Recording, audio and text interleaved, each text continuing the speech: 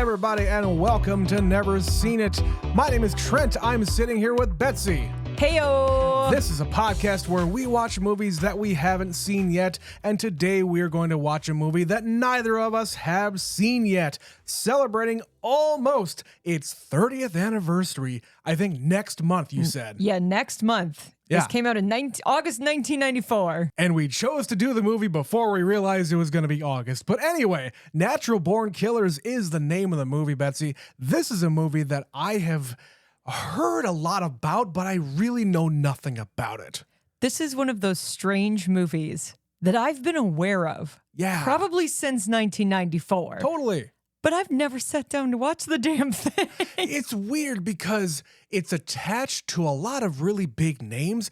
Okay, this is a Tarantino movie, but not directed by him. It was written by him and directed by Oliver Stone. Yeah, somehow we keep coming back to him, and I don't think we really know it when we make those plans. It's like later we've already decided to do a movie and then go, oh, that's an Oliver Stone movie. Right, like Who knew? This is the third Oliver Stone directed movie we're doing on the show.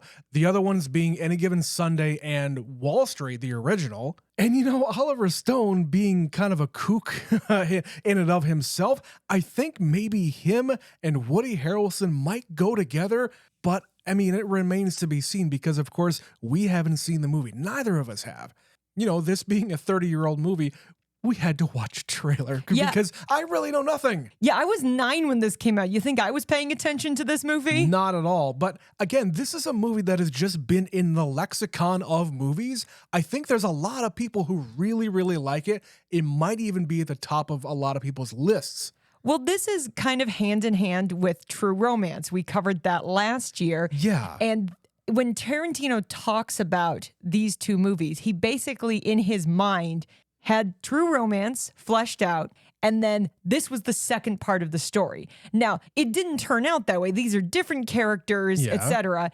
But he started off with that vision. So there, I think, are going to be kind of some through lines, kind of some similarities, but based on the trailer, this is a very different vibe. And I would attribute that to it's Oliver Stone. Yeah, and my understanding of what you said there about when Tarantino was writing both of these movies, he envisioned them kind of happening concurrently.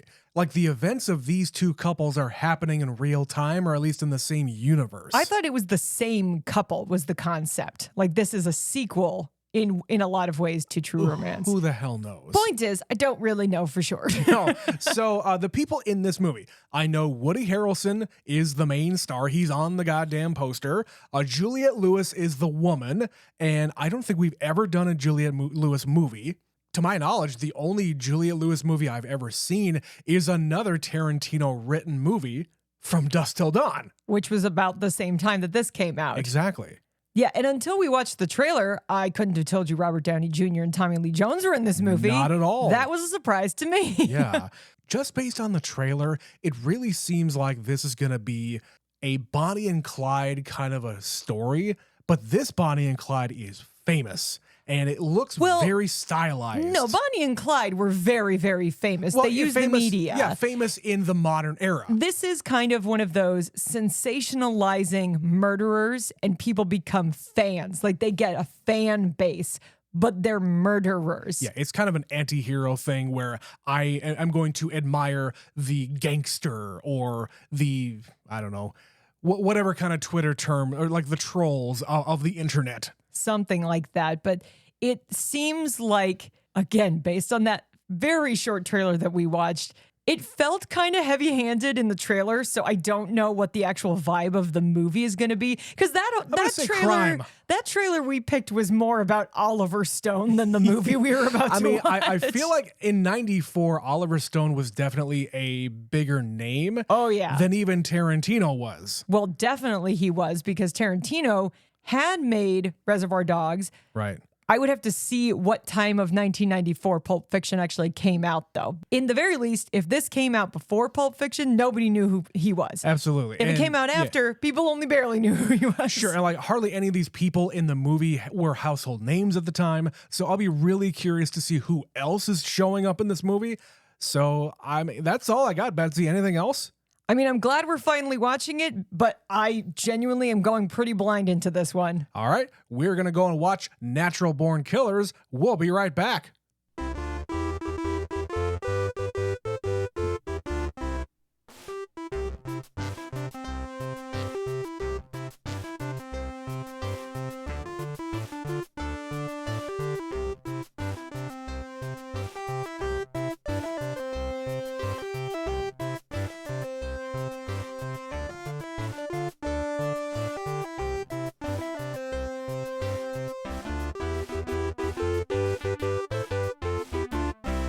And we are back. So that was Natural Born Killers. Betsy, what did you think of that one? That is a movie that exists, and I didn't hate it, but it took a long time for me to find a part where I was actually semi-enjoying myself. I don't know if you looked over at me at any point during the movie. I looked over a lot. Yeah, I had this look on my face of, what the fuck? What the fuck? What am I witnessing? And not in like a good way. The first half is just true Oliver Stone cut, edit. What? It's overwhelming. And then we're going to do 54 different styles of movie making. And also there's like a black and white and Dutch angles, and I'm getting dizzy, and I'm just like, what is happening? Sensory overload This is the movie name of the game here. is absolutely sensory overload. But then after they get busted and they go to prison, and it's like the latter half of the movie, there's like a dividing line. There's hour 1 and hour 2. Yeah. I actually quite enjoyed the second half, or at least enjoyed it a lot better than the first one. And I don't know if I just had gotten in the groove by that point, or just the hard tonal shift was easier for me to digest. No, I feel like I know why you enjoyed the second part better. It's not for any of the reasons you think, Betsy. No, it's Tommy Lee Jones. Him and Robert Downey And Robert Jr. Downey Jr., yes. And Tom Sizemore. And Tom Sizemore. How many Peter Stormare Spirit award nominees Seriously. can I give to this movie There alone? was one other movie we have covered so far this year already that I've already added to our end of the year list. This is going on it again. It is the what the hell did we just watch category? You know, I haven't even really thought about our year-end awards, and I'm sad to say how close that already is going to be. But you're right. This is definitely a what the hell kind of a movie. And you're either going to be on board with that, or you're gonna despise this movie, which really explains the Rotten Tomatoes scores. Absolutely. Before we actually hit play on it, our thing shows us whatever the scores are. The critic score is like 49. It's basically It's like 50%. 50, yeah. And the audience score is like 85. And that never happens. It does, but usually it takes time. I feel like it takes a lot of time for people to discover movies like this. Well, it's more, I think, the very unique movies that like film critics, like hoity-toity film critics, are not gonna love this movie for a lot of different reasons, and I get that, but we are not those kinds of movie critics. No, but I was really concerned for that first half that I was going to be in that 50% because I was not. Seriously, I was not into the first half of this movie. I was looking over at you, and I figured, do you actually hate this movie? Because you weren't reacting at any of the things that I was reacting to. It wasn't very funny to me. Like there were it's not even like funny, haha. It was just more like, this is so bizarre and I'm uncomfortable that I'm gonna laugh at it kind of humor. Well, you didn't really get there. I did on a lot more occasions than you did. But I think it's just, we're trying so many things and the mood shifts are really hard, and the angles and the editing and the styles and Rodney Dangerfield. We'll get there. There's so much happening that I'm like, why does anybody like this movie? Like, honest to God, the first half was really a struggle for me. Yeah, and I'm totally there with you, but I wanted I always want to digest the entirety Yes. of the story, the movie, everything put together before I have a reaction. Because you're always setting things up. You're setting things up as a storyteller. You're setting things up as a director to pay it off later. And that's exactly what happened. I know how stories like this go. You have the Bonnie and Clyde character. Are they going to survive? Are they going to live happily ever after, so to speak, Yeah. in this fairy tale movie? This is either go down in a blaze of glory Yeah. or you live happily ever after, however that ends up being. So I wanted to take it as a whole before I really, I wanted to reserve judgment.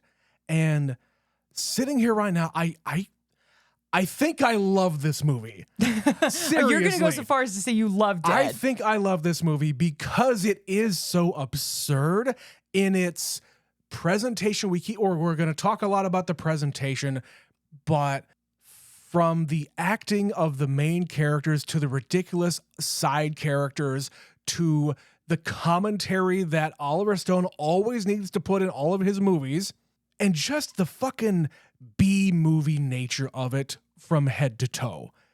And it's down to the fact that you are actually throwing in all of this other B-movie footage into this movie for no real reason. There were large chunks of this movie where I kind of was like, wait, Oliver Stone directed this, because it Right. felt more like watching Terry Gilliam, or the one I kept thinking of the most was Sam Raimi. Like, there is some straight up Sam Raimi shit, like that thing he does with like Yeah. the shadows on the wall and Well, you and, don't like- see the violence. Like cutting to like very short bursts of footage of like demons and Yeah. just fucked upness. Yeah, and I was like thinking, I haven't seen his entire filmography, but David Lynch popped into my head. Like all the Robert Rodriguez. all the really aggressively strange and unique filmmakers. Yeah. Those were all coming out here. And Oliver Stone, in the movies of his that I've watched, is not this guy. So this movie by itself is really unique for him to be doing. Yes. Based on my previous experience of his other films. And I don't know how to contend with that. I don't know how he pulled this one out. If he just was taking a lot of notes from other sources, or he's intentionally pulling so many styles that he's just he's lovingly ripping things off on purpose. Or he's literally just trying to experiment with filmmaking. I don't know. With this story that was given to him by Tarantino, but we were wrong. We have this completely wrong. We were not completely wrong. Yeah. So Tarantino wrote the story. He is credited with the story. However, he did not write the screenplay that this is based off of. I don't actually know who did the screenplay, but Tarantino kind of disavows this movie to a point. Yeah, there is a version of this movie that exists that was written by Quentin Tarantino. Yeah. This is not that movie. So he had to hand over the reins, and this story was written by Oliver Stone and two other people in the credits. Right. So this is more their vision, their interpretation of Yeah. his story. Based on the original Tarantino thing, he did not get the screenplay credit on No. this because basically none of his script was used. It's like when you say inspired by real events. Something like there's, that. There's not much to it that's real as far as like written by Tarantino. You can take creative license to basically do whatever the fuck you want when you say based on real events. And same thing here. He got the story credit because it was his idea to have these two people. Yeah. And they go on this Bonnie and Clyde adventure. And who knows what that version is? I don't know how accessible it is. That I'm you can sure just it's out there. if you can just get that screenplay and see how they compare. But yeah, he's not a fan of how this played out. This is not a Tarantino movie as far as Tarantino is concerned. There are elements here that I feel like Feet. the feet is definitely Feet. one. They're very prevalent in this movie. But there are elements here that I am taking out. I mean, down to the fact that there are some actors here that are in other Tarantino films that you would never think about putting in there. Like the guy who gets his ear chopped off, he's one of the producers In Australian, Reservoir Dogs. In Reservoir Dogs. Yeah. He's one of the TV producers with Robert Downey Jr. I mean, Juliette Lewis, we mentioned, was in From Dusk Till Dawn, but that was directed by Robert Rodriguez. But another written by Tarantino. Yeah, so there's definitely some handprints on this. I think it all comes down to the presentation and the additional commentary, if you want to call it that, from Oliver Stone, because really this movie is about it at its core. It is kind of about the way media figures try to elevate and make celebrity these killers, down to the fact that they name drop a whole bunch of these guys that we still know today, like John Wayne Gacy and Charles Manson, and the Menendez brothers were shown in fucking news footage. Yeah, I think you need to. Everything you can glean from this movie, you can gather in those end credits where it's somebody channel surfing, and it's all of the things that were going on in the news in the early 90s. You know, in Waco, they show Waco, Yep, and that's another one. The building on fire, and they show, like you said, the Menendez brothers and the O.J. Simpson trial. Yeah. You know, that shit was everywhere in the early 90s. You and I were not really old enough to comprehend it, but damn if we don't remember it being everywhere all the time. We just wanted to watch the goddamn like cartoons or The Young and the Restless or something we knew and understood. Yeah, everything was preempted by the OJ trial. And it also says something about that's just sort of the beginnings. 30 years later, we're still in this culture. It's just gotten a lot worse, where you've got all these people who are obsessed with true crime. How many people are just like, I will turn on the true crime 5 nights a week. I will listen to the podcast and consume it. I will fall asleep to it. Yeah. It's not quite the same thing. Like, they're not idolizing these people, but there's certainly a fascination that existed 30 years ago and still exists today. And we were witnessing the changing tides of the media, and I hate to use that term. But they use it in this movie. I know they do. And seemingly everybody likes to use the term the media, and I really hate it because it paints such a broad What does that brush. mean? It doesn't mean a goddamn thing. But if we're going to use that term, it is the media changing how they're presenting these stories, these crime stories, these murder stories, these serial killer stories to the public, because the public is interested in them. They got such huge ratings by bringing on all these experts talking about the OJ trial, and it is wall-to-wall coverage about analyzing the prosecutor's outfit that day down to their haircut, and it's so much shit that they were just putting on wall-to-wall coverage, and the people just ate it up. Well, there's a really great line in this movie that I actually wrote down was, the media is like the weather, but it's man-made weather.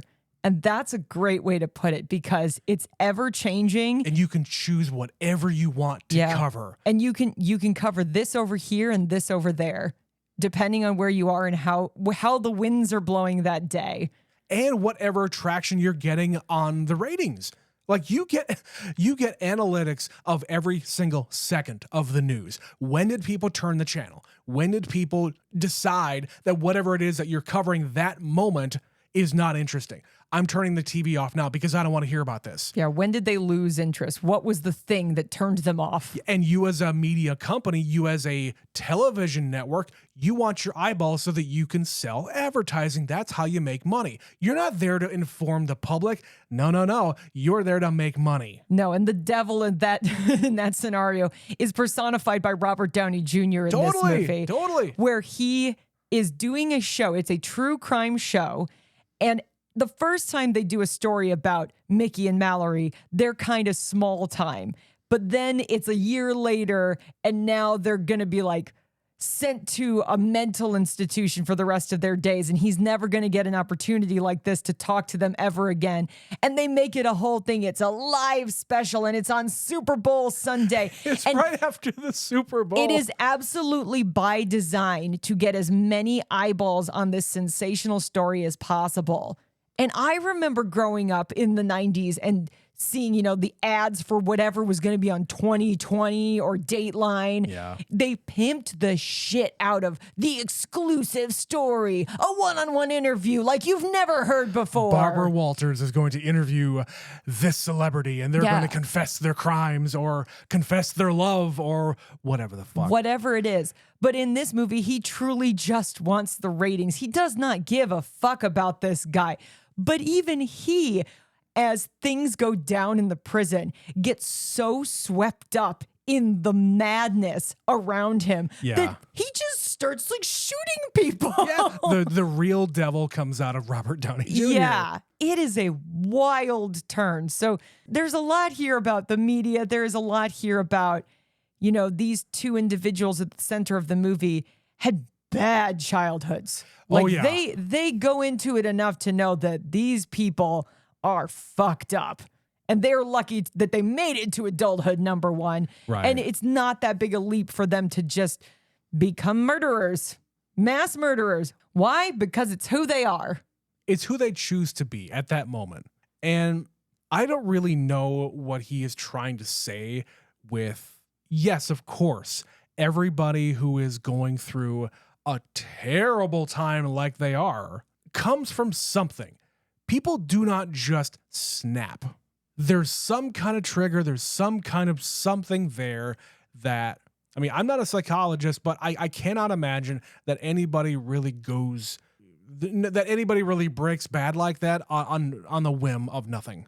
No, they had years of trauma built up behind them. And then they just, when they meet each other, that is the trigger. That's the real... Them meeting each other is the catalyst. It's the catalyst. Yeah.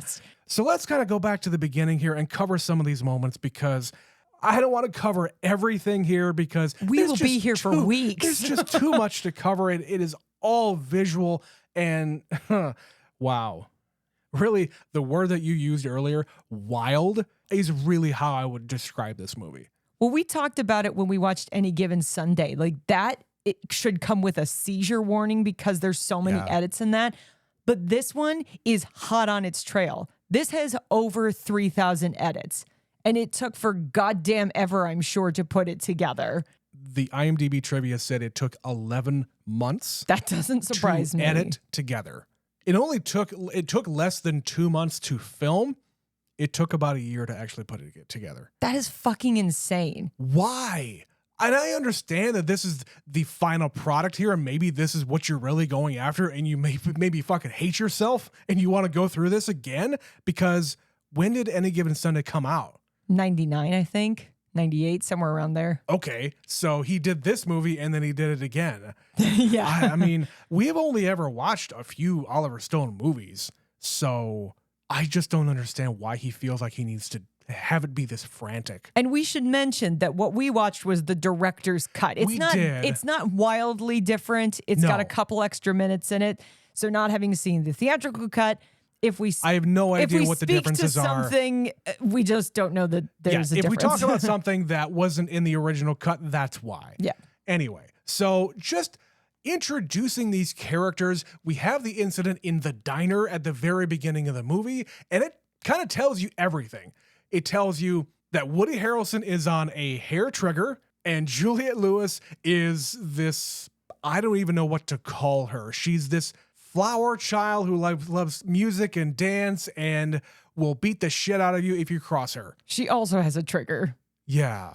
But they're also very much in love, and they have no qualms about if they decide right now to kill everybody in this room, they're gonna do it. Yeah, I don't really even know how to describe what it is that they're doing. I mean, is it just a crime spree? Like, they're not going around robbing banks and robbing stores, robbing people. It's just indiscriminate murder. Yeah, it's basically, they have been shit on their entire lives, and this is the first taste of freedom, and this is what they're deciding to do with it. It's like taking revenge on the people that didn't help them. Like, at first, it kind of makes sense because they go after cops, but then they just start indiscriminately killing people. So and I think you also have the backstory of them killing her parents, too, which, hey, I'm not going to say anything wrong about that. I mean, don't kill your parents, but those two, I see why you had a motive to do Yeah, it. but oh my God. But once they kind of get going, it's like they can't stop. It's the thrill, it's the addiction, and they just keep doing it. And it's not until they kill someone by mistake that they lose their taste for it and remember somewhat of their humanity. And not only are you introduced to these characters in this diner, but you also get the idea that, okay, this movie is gonna look weird. You mentioned it earlier with all of the cuts from color to black and white to a red tint to a blue tint to a green tint. There's like weird like sets where they're on a soundstage and they're projecting a video and they're like in a car pretending to drive while footage plays. Right. It's this weird, like old timey, we're in a car driving, vroom, vroom, vroom. And there's all this shit in the background on blue screen. And that's a Tarantino move. He loves that shit. He loves the old timey B movie type shit. And I think that's maybe one of the little nuggets that survived. But I guess Oliver Stone just put his own spin on it. There's even these moments where, like when they're in this hotel and Woody Harrelson is on the bed, out the window, there's like footage from other things. It's like movies and westerns and just footage from other things while he's watching television, which is nature documentaries. He's channel surfing, and every time he clicks the button on the TV, the window also changes. But that's not what he's watching on the TV. No, it's completely separate and unrelated. Do you think that is just a projection of his own mind? Because he's mentioning in one of those scenes where he's talking about how Hollywood is just terrible. I think it's just, again, like television is everything to everybody and it is everywhere and it's all nonsense. And why do we fucking bother? Maybe. But let me just inundate your eyeballs where I have like two things going on in the background while these two are getting frisky in the foreground. Like, it's utterly bizarre. But at the same time, you also have this other woman that you don't even see is there. They don't introduce the fact that she's in the room with them. No, but they talk about it while they're driving around this town looking for someone to kidnap. And do you want to take a hostage? Right. What about her? What about him? Yeah, it's the same kind of conversation. Oh, do you want to go to Burger King or McDonald's? Yeah. It's extremely casual how they just decide to do these things, which is why they're natural. It's natural. It comes naturally to them, like the title suggests. Well, and I want to go back to these characters in relation to other Tarantino characters, because in True Romance, I feel like the crimes that those two commit are not because they're, psychotic. I feel like they just don't really care about what feathers they ruffle. They're also just kind of in the wrong place at the wrong time. It's a lot of means to an end kind of thing, and they're not trying to hurt good people. Then you fast forward to Pulp Fiction with Honey Bunny and the other one. Those two don't want to kill anybody, but they also don't want to go and get desk jobs to make money. So they choose to live this life of crime, but not actually, physically hurt anybody. So it's these dynamics that Tarantino is kind of throwing in here. And I know this is not completely him, but these people are just way out there. They're basically irredeemable. Yeah, like I cannot root for these people. I do not want them to be out there, but I think, again, it is so ridiculous, and the reaction of the public is so ridiculous along with that. I think that's really what he's trying to say here. Like, these guys are the worst people that you could possibly imagine still out there, and they can just drive down the street like it's nothing. There's no big APB out on them. There's no big police presence where they happen to go. It's just the one Tom Sizemore character, and that's about it. And it would be a very different story if it were today. Like, we just watched Thelma and Louise and how easy it was for them to get as far as they do as they're running from the cops. Same thing with these two. They're just driving around. Even at the end of the movie, they get away. And they're just driving around living their lives and they don't get caught. And the reason they don't is because this is a giant fucking country. And in 1994, the likelihood that you were going to end up on the news was much slimmer. Right. Like, this has to be like a national story for people to really know who you are. And if there is a giant search for you. And they even covered it a couple of times here with the gas station attendant and the pharmacy guy. Yeah, they become infamous. Yeah. But they can still just sort of wander around. Like the small town gas station recognizes her, but not right away. In 2024, these people would be like, I know who you are wherever they go. Totally. And everybody's got fucking cameras and video and security footage on their fucking front door. Oh, yeah. You're never going to get around and not be noticed. If this movie was made now, they would probably be Instagram famous or some shit. They would be streaming this. But it wouldn't have been nearly as long that they were out there. This is 3 weeks this crime spree is going. This would last, I don't know, 3 hours. It's also interesting how they kind of gloss over that. It's 3 weeks from the time they meet and like fall in love and get married, right, to the time they get busted. Because so much is packed into that first hour and so much is going on, I genuinely thought that was months. I thought that was months that they were out on the run.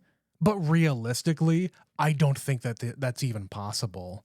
Even in 1994, the heat's really going to come down on you eventually. Especially if you're out there killing a bunch of cops. Also, with this television show that is getting great ratings and people all over the place are going to recognize you as long as they keep on having the show on the air. That particular episode. And like, was a show like America's Most Wanted even on the air in 94? Oh, yeah. I feel like it was. Oh, it definitely was. But yeah. like, I couldn't name you anybody I watched on America's Most Wanted. No. If I saw those people on the street as a kid, I wouldn't put 2 and 2 together. Yeah, we also grew up in South Dakota. Yeah, None of them are around here. But it's the fact that that show existed. That's where the seeds of this idea come from. Combining the Bonnie and Clyde stuff from the 1960s, which was not that long before this movie, frankly, in the grand scheme of things, and the modern 24-hour news machine. Like, you combine those two things, you get this movie. And you think about all of these other shows, like we just mentioned, America's Most Wanted. John Walsh is out there giving you... Yes, he is very indignant on what he's saying about you. And he tells the people who are watching all the horrible things, well, I'm interested by what he's saying. I'm interested in what you did. It might be totally horrible, but I'm not experiencing that. This is also the era of the real world and the birth of reality TV. Absolutely. And I think, again, the media is changing so much. They're finally figuring out, we can create a completely new genre of television and the eyeballs will be glued to us for how long as we put it on the air. And I just don't think that people really understood what was happening in the 90s. And that could be why this movie has such a high audience score, because people have been going back.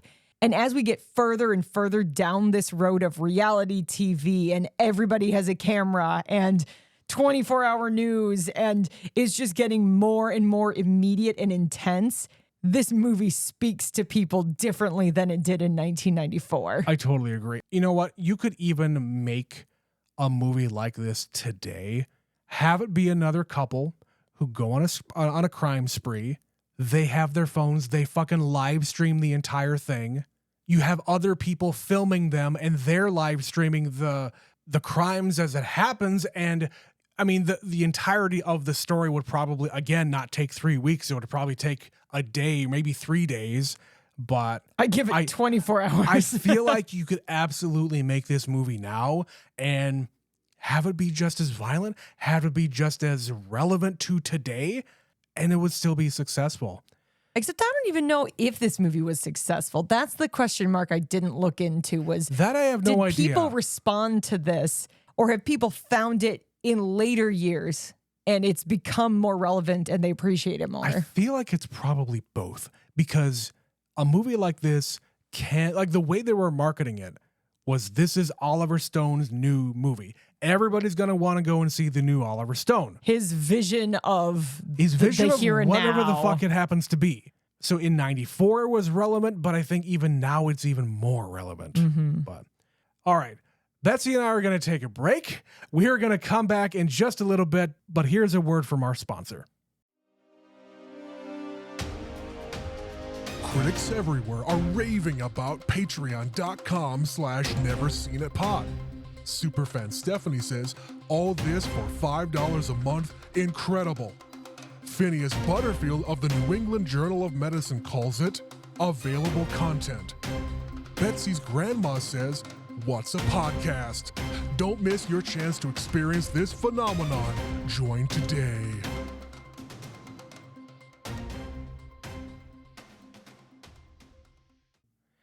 All right, I feel like we have composed ourselves enough after that first part of the show. But we haven't really talked a whole lot about just the actors in general here.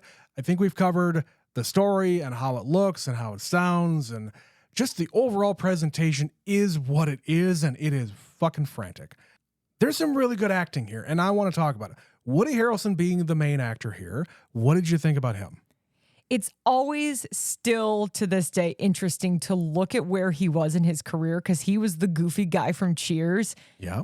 And for him to make this movie, yes, this is post White Men Can't Jump, so we've already seen him do other kinds of comedy at least. Right. But this is really out there. And he looks crazy, so I guess he did a good job. I read that Oliver Stone cast Woody Harrelson because he saw like rage behind his eyes or something to that effect. He's a really good actor. Woody Harrelson, I think He's a bad rap. fantastic, yeah. Because people remember him for so long for being that guy from that sitcom, even though he hasn't been that for 30 years. No.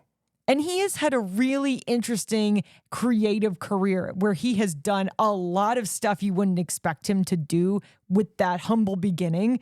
And this, I feel like, is the kicking off point, the real like, okay, I'm going to do something really different. I'm going to show you what I can fucking do. I'm Yeah. not going to just be pigeonholed into just doing the funny guy bits. No. I can actually act. I mean, all he's doing is crazy, but he's not crazy. It's that sort of thing where he's just like, I'm not crazy. This is just who I am. I was born to do this. Yeah, it's the And it's stuff just that's matter of burning. fact. It's the stuff that's burning in the background, just simmering there with him, and he doesn't let it out but a few times here.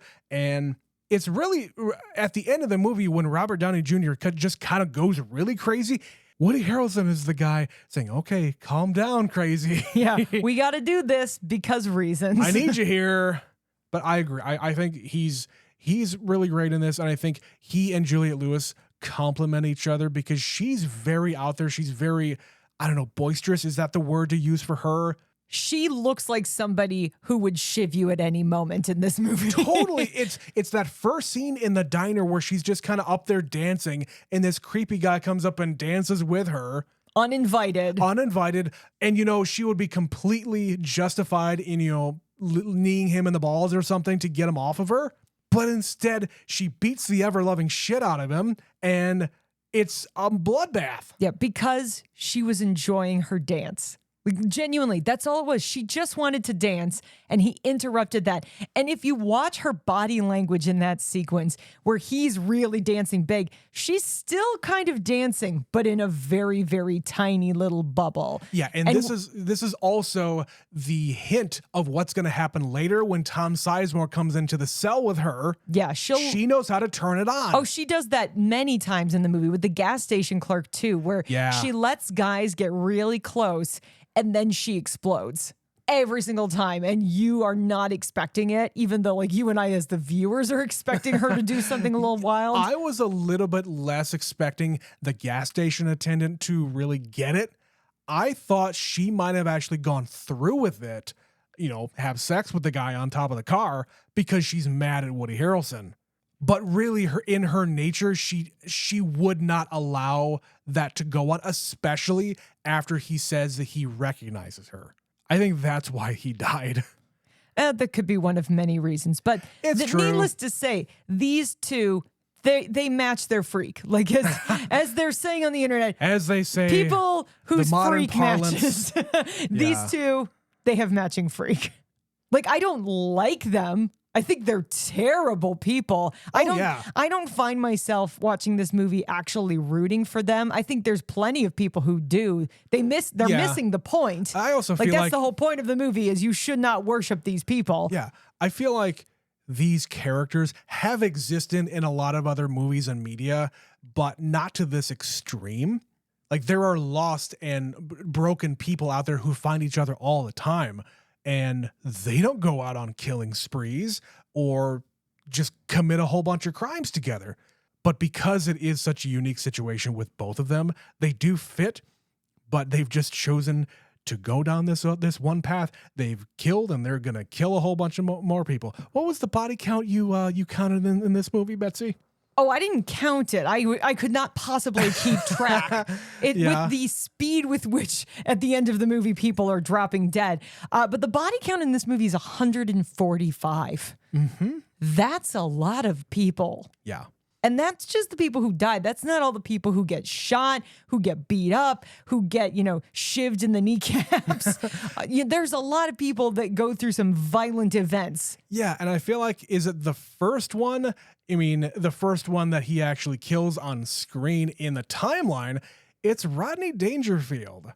And yeah. this whole sequence, I think, is fucking brilliant. I loved this scene.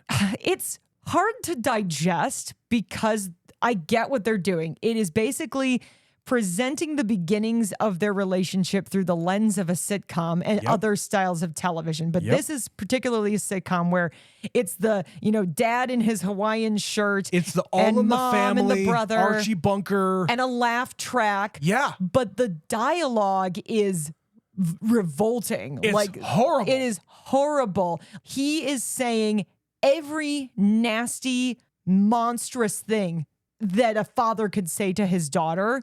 Yeah, and implying that he is doing all of these horrible things to her at the same time. We're not going to get into what he's doing. But the fact that it's Rodney Dangerfield, Yes. and they basically let him rewrite all of the dialogue in his own way, and it is the first and last time he ever did a dramatic role. And it's weird. Like, we watched the trailer, I was pretty sure I saw his face, Yeah. but there's so much going on where they're just, again, cut. I wasn't convinced that I actually saw that. And then roll credits, and there's his fucking name. Then he shows up on screen, and he's doing this. It's a lot to take in. And I think really for me, it is the presentation of it. It is as this old-timey sitcom. It is as these characters, like the mother is this, you're just little scamp. I'm going to go over here now and make the dinner, and please don't hit me. I'm the little housewife. Yeah. I do what I'm told. And I do believe that the Juliette Lewis character is like a teenager. She's probably like 18, 19 years old at most. I believe that this is actually how they met, but because they're showing it to us in this way, it's like, wait, what is reality? How did long these ago two, was this? How did these two actually meet? How long ago was it? Because they show him he's the delivery guy, and he's got a bag of delivering meat. He's got a bag of meat, and this is their meat cute. Pun intended. Yes. Pun intended. Right, and like what's weird about this is that she has braces on in this thing, which is an affectation for this type of show. But that's what I'm saying is they're even playing with us as the viewer. yeah. Like, what is reality? What is a show? What is for the sake of this fake reality we've created within the reality? I mean, I do like it for the movie. It does create a lot of questions, but I don't think they really matter no, that it's much. also like, how did they meet? Who the fuck cares? Who the fuck cares? They're together now, and they're doing all this shit. It doesn't matter how they got there. No, and then he gets busted, and then when he escapes from prison during a tornado, Yes. as one does, A dust cloud. a dusty dirt tornado, he escapes. They go back to her place, and they murder her parents Quite horribly. quite horribly. Yeah, and man, I don't think I have ever heard Rodney Dangerfield actually curse. I mean, I've heard a lot of his stand-up, but it's fairly clean. Now, he came up in a time where you couldn't really do the blue humor, and that's not really what he was known for, but good God, was there a lot of vile things coming out of his mouth. Yeah, I think there's people who are going to see this and be really, really disturbed by him in this movie. At the very least, they're put off of, oh shit, is this how he really is? Is he like cursing all the time in his act? Maybe I don't like Rodney Dangerfield. Yeah, which is a reason he never really did dramatic work, I'm sure. Maybe. Because here's the thing. He's not bad in it. He's really good. It's really, really strange to see him in this because he is good, but he's so disgusting. Yeah, the thing that I read about this whole encounter is that Oliver Stone told this story about Rodney Dangerfield did not really understand what it was he was doing here. That seems to be a common theme with people involved in this project. Right. But he didn't really understand the script. He didn't understand why it went so dark. But after the final thing came out, Oliver Stone was so pleased on how Rodney Dangerfield actually performed this, how he did everything, how he looked, everything. And if you didn't know who Rodney Dangerfield was, who a lot of people right now probably don't. Absolutely. If you didn't know who he was, you would think that he's just this skeezy actor. But no, he's this kind of legendary old comedian. Who was even in 94 at the tail end of his career already. Yeah, people still knew who he was. Oh, So yeah, we knew who he was our whole lives. Totally. And why? I don't know. I feel like it's kind of a coup here for them to even land him as an actor. To consider him for this role at all, to cast him, and for him to actually work in the role. It's a choice. It's a lot, yeah. All right, the only other character that gets introduced in the first half is the Tom Sizemore character. And, okay, the name Scagnetti is actually from the Tarantino world, from the universe, from the script, because in Reservoir Dogs that came out in 92, Michael Madsen's parole officer, he's never shown on screen, but he is mentioned when he goes to meet what's-his-face in the office. He says, oh yeah, I get this son of a bitch Scagnetti, he's my parole officer. And they just keep on dropping his name. This is the same name. This guy's a fucking cop. So in the world of Tarantino, it fits. One of the few nuggets that we know that we can quantify, qualify. And Tarantino does this all the time. Like sure. there is a long line of, I don't even remember the name, but there's a name that carries over from all the way in the timeline of Inglourious Bastards all the way through. There might even be one in Django for all I know. Wasn't it Donowitz? Donowitz. Donnie Donowitz. I think there was a Donowitz in like 3 different movies. Yeah. And the Vegas, they're kind of everywhere. Yep. Yeah, Tarantino does that a lot. But anyway, Tom Sizemore is this man. I don't even know how to describe this guy. He's basically like Woody Harrelson, but instead he became a cop. Yeah, and that's how he gets his kicks. He tells this story when he's walking through the prison with Tommy Lee Jones about the fact that, oh yeah, my mother or my parents were killed by, psychopaths. So I just went down this road. Well, again, this is a real event. Like somebody on a campus in Texas went up in a bell tower and started shooting people. And so they frame it that he was just walking down the street with his mom and his mom got taken out by a sniper. Right. Which again is another Oliver Stone nugget here that he's throwing in there of, oh yeah, you heard about the bell tower shooter? Real history. I'm going to tie it in here. But yeah, he saw that as a child and then he focused that energy and his grief and he became a cop. But they also show him like strangling a prostitute and I assume murdering her because he says later in the movie to Mallory, I killed somebody once. Right. No, really.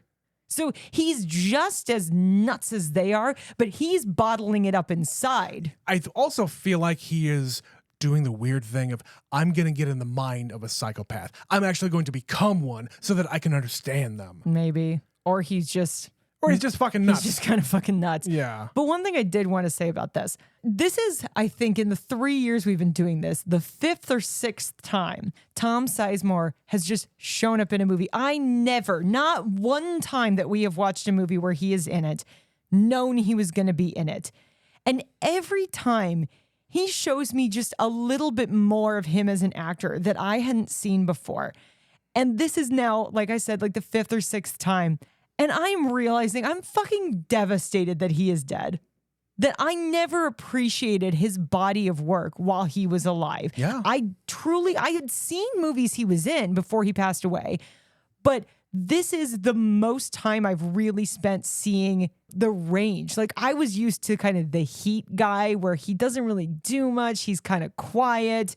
He's just an extra guy. He's just a tough guy. Yeah, he's just an extra guy that you can throw into your crew and have him be a good actor. But like in this movie, he is an eccentric motherfucker. He has got goofy hair and silly ties. And, you know, there's that scene with the prostitute, and he's got like pubic hair sticking out of his shorts. He's wearing a fucking thong. But he's got hairs. Like, Yes. he's clearly like doing that on purpose. Of course. And drawing attention to it by putting his hand there. And I'm just like, this is a choice. And it's so big and wacky. And then you put him next to Tommy Lee Jones, who we're getting to Tommy Lee Jones. And he is just great. He's great. And it just makes me so sad. It's making me sad that I didn't know how great he was. We even get the scene after, like while they're getting busted at the pharmacy, they grab Juliette Lewis coming out of the place, and he is just throwing her around and grabbing her by the hair and threatening her and putting a gun to her head And to try slicing her up. He's threatening to cut her tits off, Betsy. Yes, he is. What the fuck, man? He needs to get Woody's attention. And it That's works. one way. Yeah. Jesus. He also almost gets himself knifed in the process. Right. But I don't understand what he was doing there in the prison. There's this story about he wrote a book about himself and maybe how he got to be who he was and how he busted him. He's a hero cop, and this is my tale. Sure. And I'm sure that's a part of the commentary too. Like, we're going to glorify the cops who actually got him, but you don't talk about the means in which you got him. Oh, yeah. Most of the time when you hear, like, hero cops, Well, there's a lot of times a darker story that you're not being told. Yeah, in that same scene where they bust him, you know, there's this camera. I mean, I'm sure this is a Rodney King reference for 1994. You also have all these cops just kicking the shit out of Woody Harrelson in front of this pharmacy, and she is being assaulted crazily. And they are like gesturing the news crew to get closer. Come closer. Right. Get this on film. Right. And they're the heroes. But yeah, when he goes to the prison, I think it's just because they're establishing that he is going to be the liaison moving these two from this prison to the state institution. I have no idea. I did not understand that whatsoever. Well, if you were paying attention to the conversation he and Tommy Lee Jones are having, It was really hard to. they're okay. Yes, it's a little distracting, but what I gleaned from it was their presence in this prison is spicing things up. All of the prisoners are also inspired by these two. Yeah. And it is causing a lot of problems in the prison. So they're going to transfer them both out of the prison. But because they've been such a pain in the ass and killed so many people, they've got Scagnetti as their official liaison who's going to take them from point A to point B. And maybe because he understands them so well, he's going to be there as a calming influence. No, Trent. On the way there, he says, but if something were to happen and they were to maybe get loose and you would have to shoot them because it's the line of duty and, you know, that's what you're supposed to do. I don't think anybody would be too broken up about it. So that's the big plan here is they're going to transfer them and kill them and make it look like they were trying to escape. But why is he there? Why is he there? He Yeah. is the guy to move them. Like, he's going to kill them. Okay. Again, they're setting up the fact that Scagnetti is also a killer. He is a killer. Right. And they just don't want them to be able to live out their lives in a mental institution. They don't want them to have a happy ending. They killed 52 people and they have been wrecking shop in this prison just by existing there. So it would just be better for everyone if they weren't living anymore. Okay. No, I literally did not get that message. It's really fast and you're very easily distracted by Tommy Lee Jones' also quirky hair. Okay, let's talk about the man of the hour. Jesus Christ, man. I kind of love his performance here. He won an Oscar a year before this. And then he made this movie. The fuck? And this is the most bananas thing I've ever seen him in. And I saw him in a Batman movie where he played Two-Face. Right. This is wackier than Two-Face. Like, I know you haven't seen Batman Forever. No, but I've seen enough of his performance in that movie, and I agree with you. This is nuts. He has like 3 points in the waves of his curls. His in hair his is nuts. His suits are amazing. That first suit, the checkered suit, amazing. He's got very wide eyes and a frantic laugh. And a this really thin smile. Did you notice his smile and looked weird? his little bitty mustache. His pencil mustache. He is so over the top, and I was obsessed. And this is, I think, what you said. We get to the prison to the second half of the movie, and the tone just shifts entirely. Yep. It's because he is there, and Robert Downey Jr. is there, and Tom Sizemore is there, and they are giving such big energy that nobody else has given us to this point in the movie. Like, yes, the 2 leads are giving big energy, but they're giving big and crazy. These 3 are giving big and strange and funny. And it's fucking fantastic. I am obsessed with Tommy Lee Jones in this movie. And it just keeps escalating. Like, there's a fucking riot and he's watching it unfold, and you see the horror like washing over his face. Yes. But him trying to still get control of the situation, he's like climbing the bars and like huddling his body against the ceiling while he's pepper spraying people like a maniac.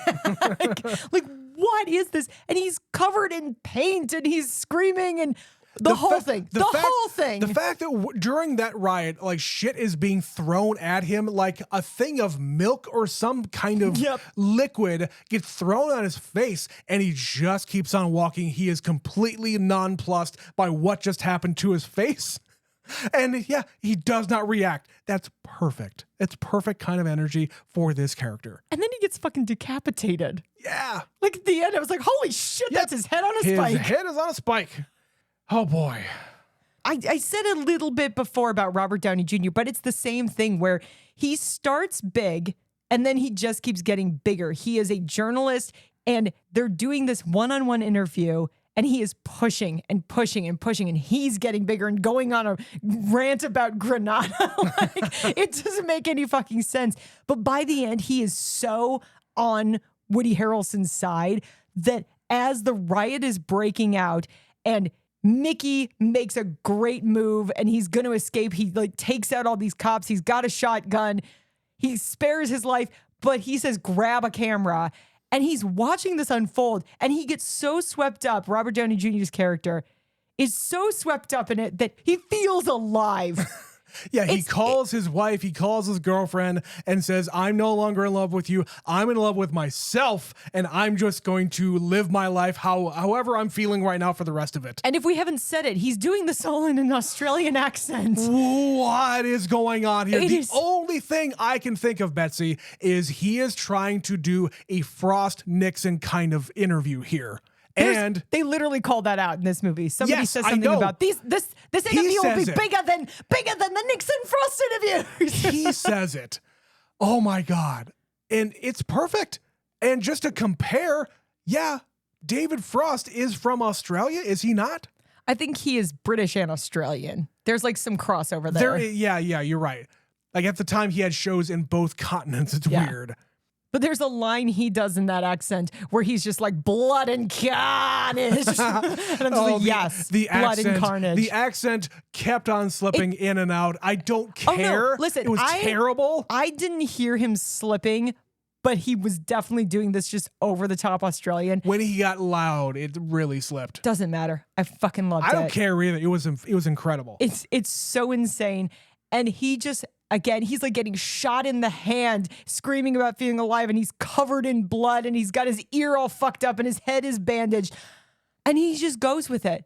He just absolutely goes for it. And in 1994, he had already been nominated for an Oscar, but I don't think he was really known for doing these kinds of movies. No, and even in 94, I can see what is going to happen in 30 years. I mean, it's really strange to say. The energy that he brings. The energy and just the way he is speaking, the way he is carrying himself, it's still there today.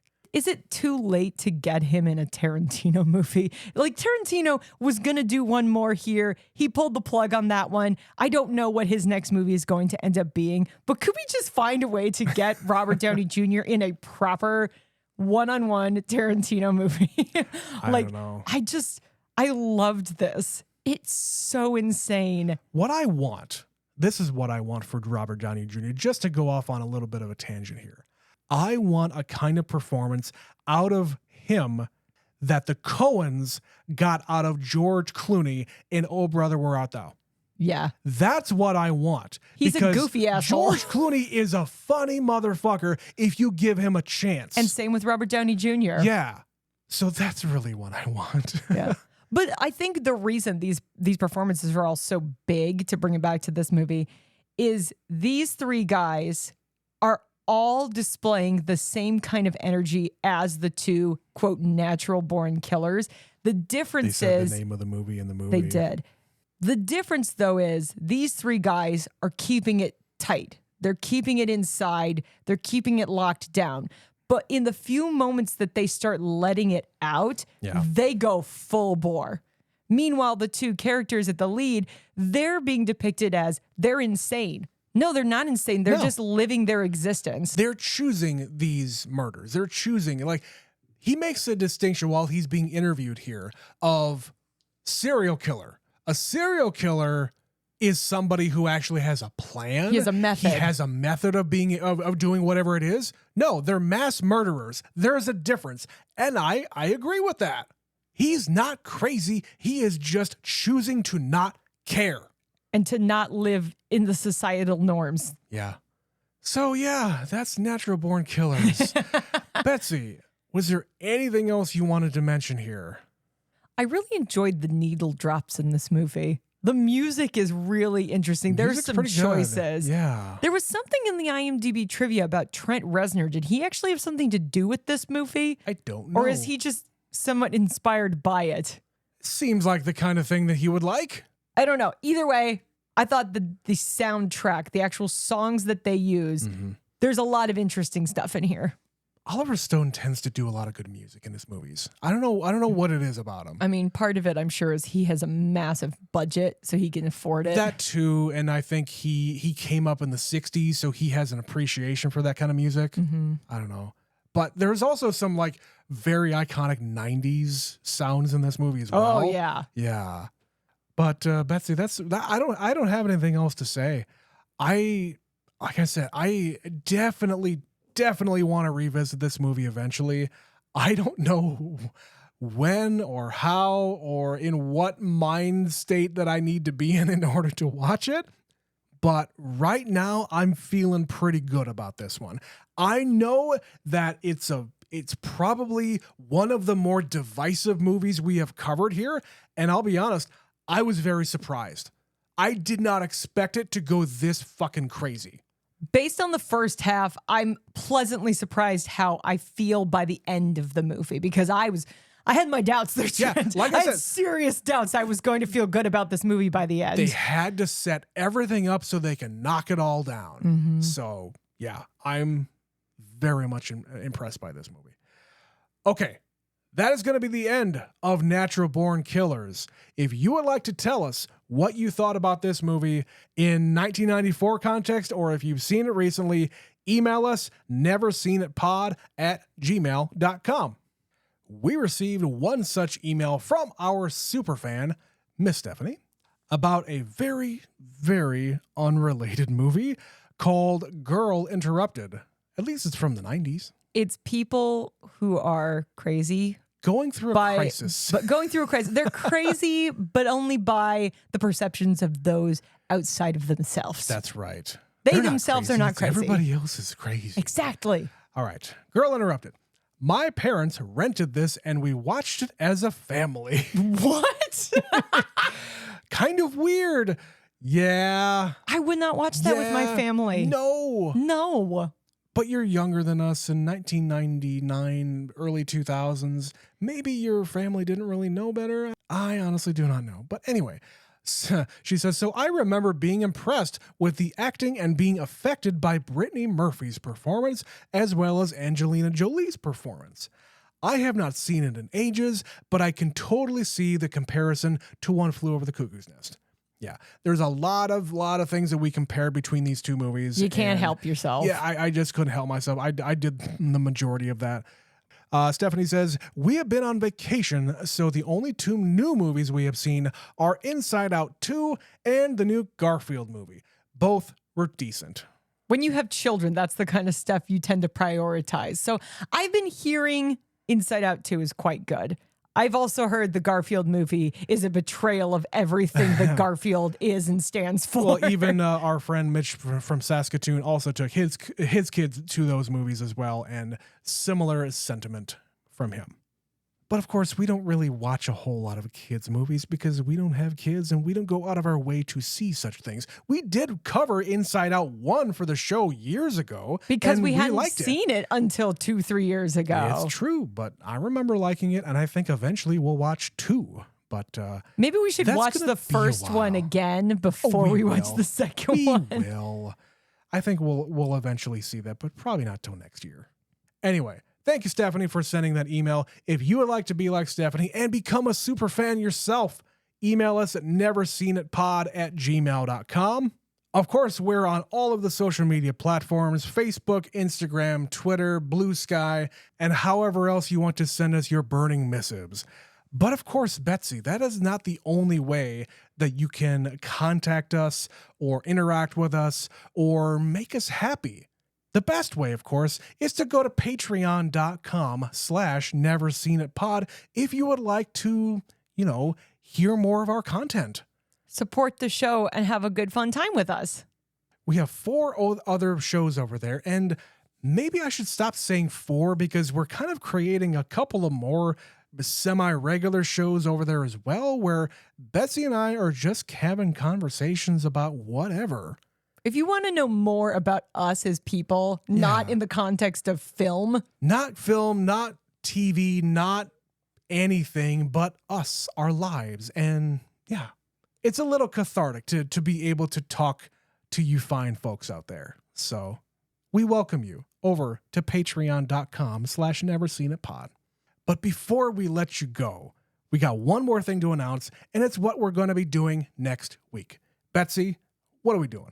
Well, we're still cleaning up that watch list. And Trent, there's one filmmaker who you notoriously have just not seen anything that they've done. And we've worked through a couple of them. Yep. So we're just going to keep going down that road. We're going to do one more. That's right, folks. We're going back to, again, the early 2000s, where we're going to be watching M. Night Shyamalan's Signs. So we're doing his third movie because we did the first one, we did the second one. So obviously we have to keep going historically, chronologically. We are going chronological in the Shyamalaniverse, and Signs is up next. Yes, sir. And yeah, I haven't seen that one, but Betsy has. But we're going to cover that next week on this show that we called Never Seen It. But until then, my name is Trent. My name is Betsy. We'll see you next week. Bye.